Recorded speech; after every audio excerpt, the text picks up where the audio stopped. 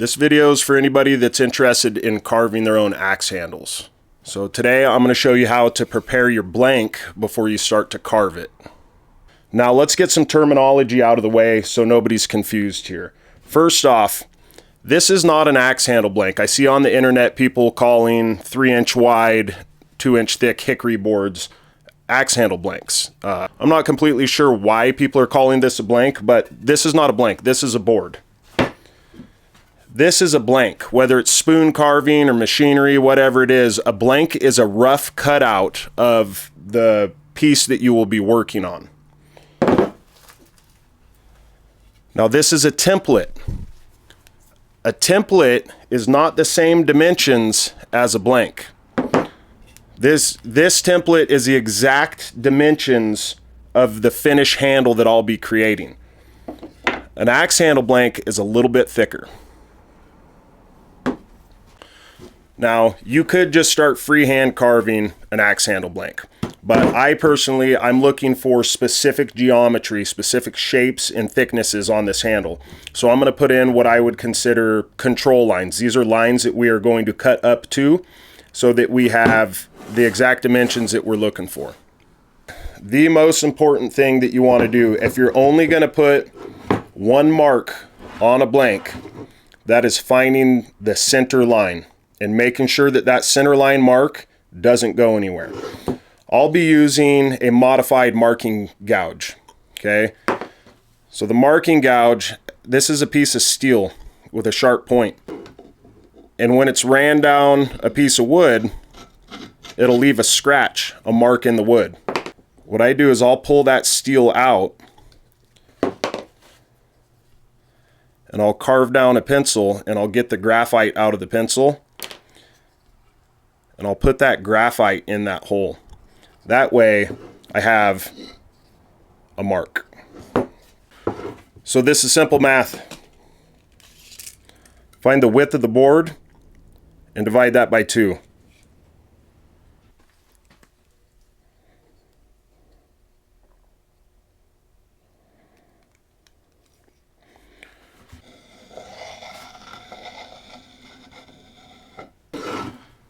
Now, I will flip it around in case it wasn't completely accurate, and I'll run another line. Oh, that was a little off.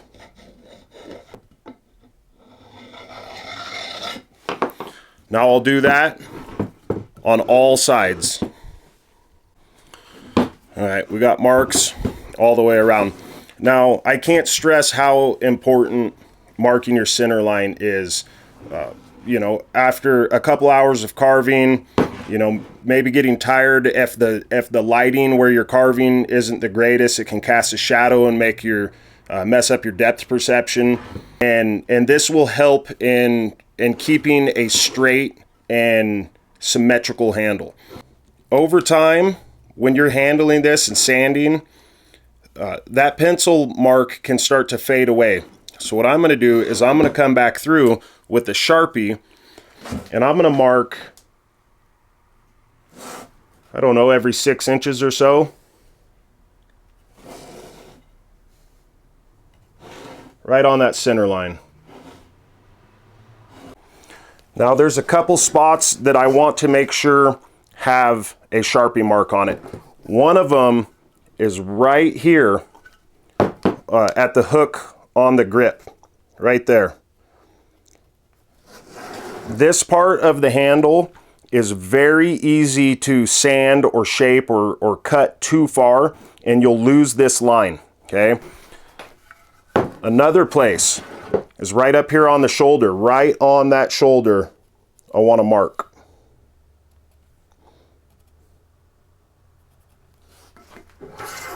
And another spot that you want to have one is right here at the end of the fawn's foot.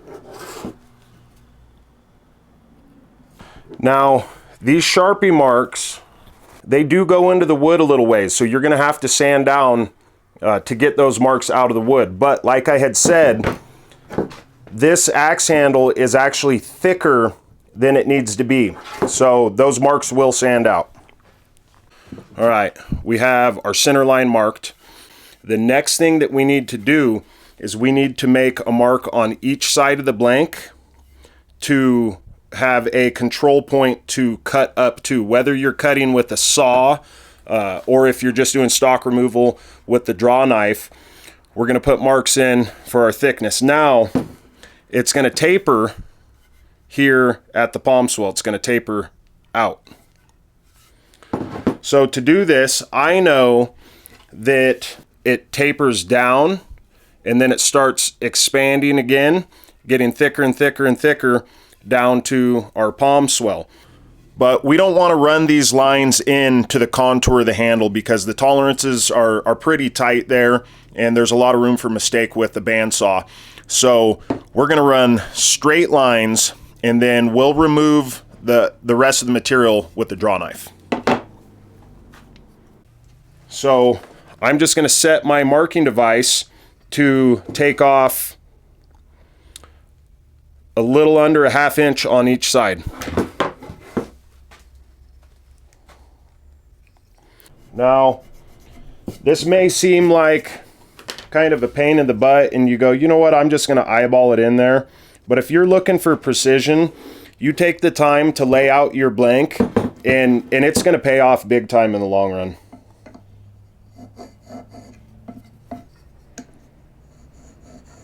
Now, I'm marking down here at the palm swell just because I'm testing to make sure that my marks are as thick as I want them to be.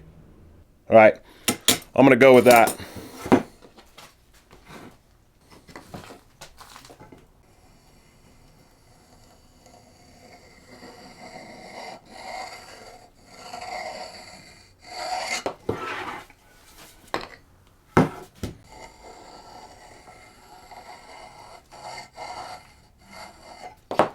Now on these lines, on these outside lines, I don't need to mark them with a Sharpie because I won't handle this enough to wear off the pencil mark. Now we'll see down here, I stopped short of the palm swell. So what I'll do here is I'm going to take the old handle that I'm basing this off of, and I'm going to pull measurements down here. Yeah. So what I'm going to do here is I'm just going to freehand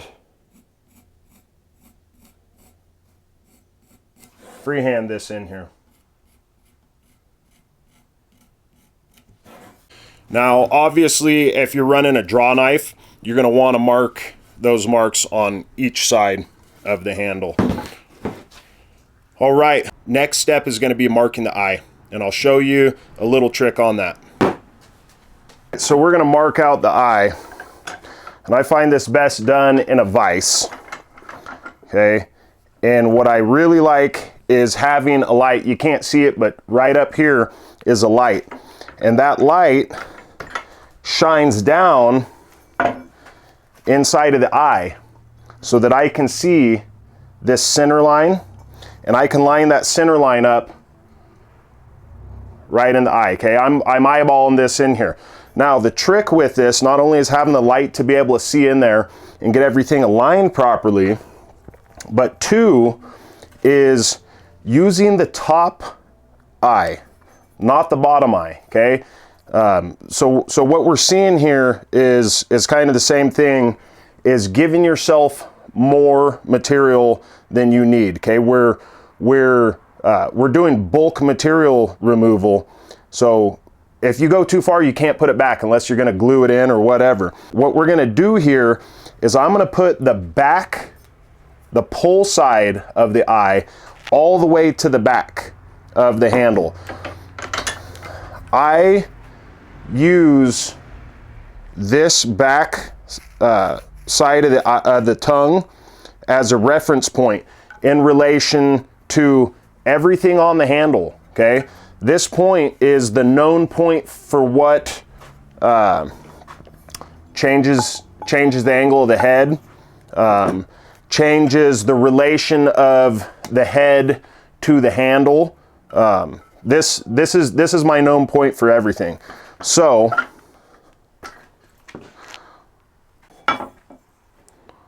all the way to the back. Oh, maybe this one I got I don't think I left a bunch of room. I may have dialed this one in perfect. All right. And the key here is just holding that eye as still as possible. Okay. And once you're marked in, and you can see your little teardrop eye shape there, now's the time to look at that. Okay. Maybe pull out your caliper, measure from side to side. You know, take the time. If you don't like it, redo it. Redo it. Okay. I'm happy with that. All right. We've got our center line marked. We've got our Sharpie points in. We've got this control line in for the thickness of the axe handle. Next thing, again, okay, so on this handle, I have left room for a cone end. Okay. They look cool, okay? They do. They look super cool, but this is a lot more work that's really not necessary. And eventually, I'll wind up, I'm gonna do a scroll on one of these, right? So we'll round all that out after it's seated. But what I would recommend doing is just running right at the end of the fawn's foot, just running that straight out and then down to that hook on the grip, okay? But if you're gonna put a cone end on, the way I've been doing it is I'm just eyeballing it in with a washer, okay? So I'm just eyeballing it in their center. I'll hold it in place once I got it where I want it. That looks good.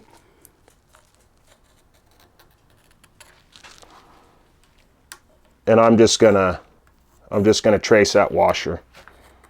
And I think this washer is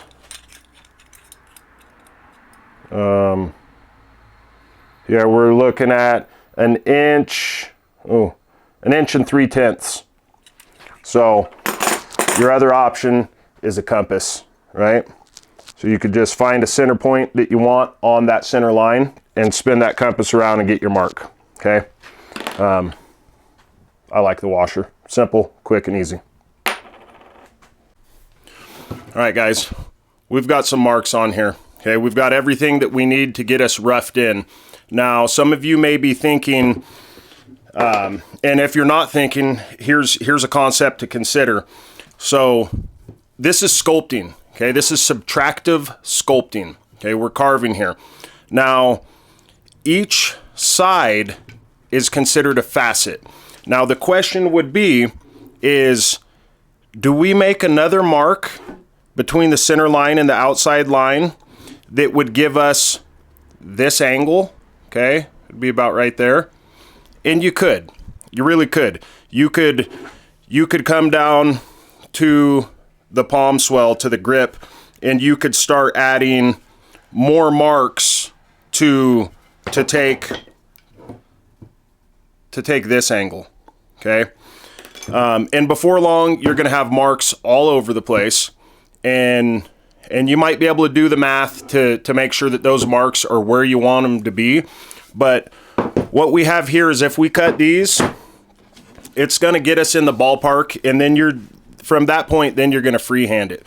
Now, the other thing I wanna touch on here is that these two marks, these two outside marks, it's the same width all the way down till we get to our it starts swelling out here, okay? The key here, okay, because this is more fine work once we start working it down. The key is to have a handle that you're trying to replicate. Now, if you don't have that, then I'm going to give you a couple things to consider here, okay? Okay, I'm an inch right at the shoulder. Okay, 2 inches down, I am 9/10. Say 6 inches down, I really thin down to my 21 millimeters or my almost 8/10 right here. Now I'll maintain that 8/10. starting to get a little thicker. Okay, 3 hand widths up from the bottom of the grip is where I start getting thicker. I'm at 9/10 again, right up where the 2 hands meet, right? So here I'm sitting a little over 9/10. For you Brits, we're pushing just almost at 25 millimeters. Okay, getting up 26 millimeters. Okay, and then right up, you know, 1.5 to 2 inches from the swell, I'm back up to 28 millimeters. And this, there's so much going on here between the curvature. You know, you really got to feel it out.